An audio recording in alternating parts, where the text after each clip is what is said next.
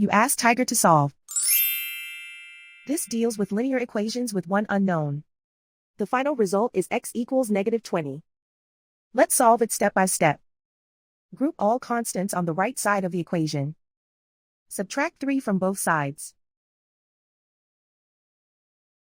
Simplify the arithmetic.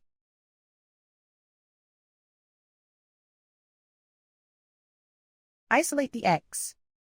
Multiply both sides by inverse fraction 2/1. Group like terms. Multiply the coefficients. Simplify the fraction. Simplify the arithmetic.